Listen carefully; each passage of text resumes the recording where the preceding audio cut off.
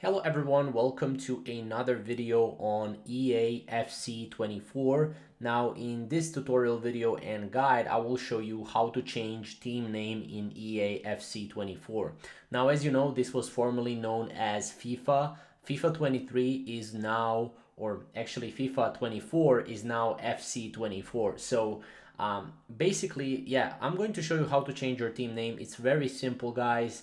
As you can see, changing your club name in EA FC 24 couldn't be simpler. So all you have to do is go to the settings in the Ultimate Team. Keep in mind you're changing your team name or your club name in the Ultimate Team. And here you need to go to rename club. So basically, as you can see, this is how it's going to look like. And all you have to do is click rename club, right?